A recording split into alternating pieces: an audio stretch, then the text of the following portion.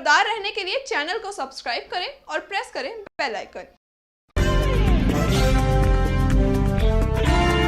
नमस्कार, आप देख रहे हैं इंडिया टाइम 24 न्यूज। आपके साथ मैं हूं प्रवीण। आजकल शाहीन बाग का मुद्दा लगातार गर्मा रहा है। राजधानी दिल्ली में चुनाव के बादल छाए हुए हैं और इस मुद्दे पर लगातार बयानबाजी हो रही है। केंद्रीय गृह मंत्री अमित शाह के बाद अब बीजेपी के अन्य नेता भी शाहीन बाग के प्रदर्शन पर हमलावर हैं। सांसद प्रवेश वर्मा ने ऐलान किया है कि 11 फरवरी को बीजेपी की सरकार बनती है तो 1 घंटे में शाहीन बाग को खाली करा देंगे। देखिए हमारी एक खास रिपोर्ट।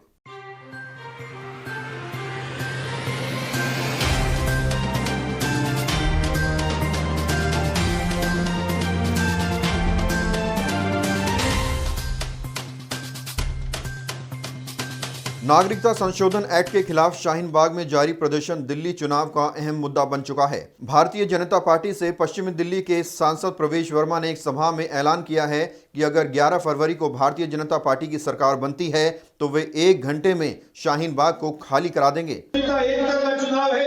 अगर 11 तारीख को भारतीय जनता पार्टी की सरकार बन गई, 1 घंटे के अंदर अंदर शाहीन बाग में अगर आपको एक भी आदमी दे गया तो मैं भी यहीं और आप भी यहीं।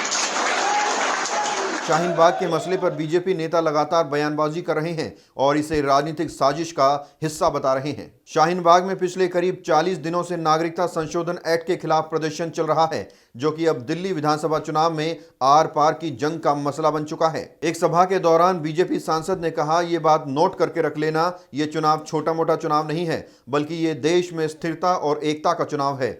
11 तारीख को अगर भारतीय जनता पार्टी की सरकार बन गई तो 1 घंटे के अंदर शाहीन बाग में एक भी आदमी दिखाई दिया तो मैं भी यही हूं और आप भी यही हैं। प्रवेश वर्मा अक्सर अपने कड़वे बोल के चलते सुर्खियों में रहते हैं। मुस्लिमों पर उनकी बयानबाजी कई बार देखी जा चुकी है। शाहीन बाग के प्रदर्शन के अलावा प्रवेश वर्मा ने सरकारी जमीन पर मस्जिद का मसला भी उठाया। अपने भाषण में बीजेपी सांसद ने कहा कि दिल्ली में मेरी सरकार बन गई तो 11 तारीख के बाद केवल 1 महीने का समय मुझे देना।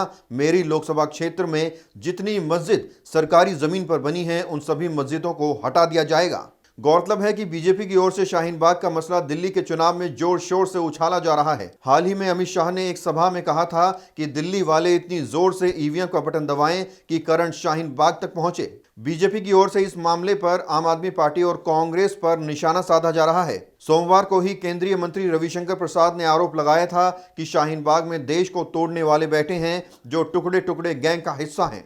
मुख्यमंत्री अरविंद केजरीवाल ने शाहीन बाग के मुद्दे पर कैसे बीजेपी का घेराव किया, आपको दिखाएंगे एक छोटे से ब्रेक के बाद। भगत चंद्रा हॉस्पिटल विश्व की सभी आधुनिक और बुनियादी सुविधाओं से परिपूर्ण एक world class multi speciality hospital, Mahavir enclave Palam Dabri road पर स्थित साउथ वेस्ट दिल्ली का एकमात्र मल्टी स्पेशलिटी हॉस्पिटल, जहां 24 घंटे आपकी सेवा में उपलब्ध हैं वेल क्वालिफाइड डॉक्टर्स और हेल्पिंग स्टाफ। डॉक्टर CM भगत द्वारा स्थापित भगत चंद्रा हॉस्पिटल आपकी सेहत का ख्याल रखना ही इसकी प्राथमिकता है, वो भी अफोर्डेबल रेट्स में।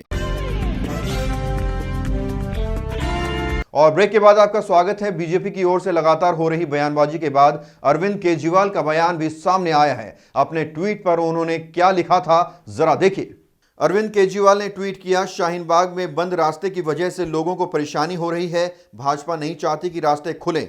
भाजपा गंदी राजनीति कर रही है। भाजपा के नेताओं को तुरंत शाहीन बाग जाकर बात करनी चाहिए और रास्ता खुलवाना चाहिए। भले ही अमित शाह अब भारतीय जनता पार्टी के अध्यक्ष ना हो, लेकिन वो प्रधानमंत्री नरेंद्र मोदी के बाद अब भी पार्टी का दूसरा सबसे बड़ा चेहरा है।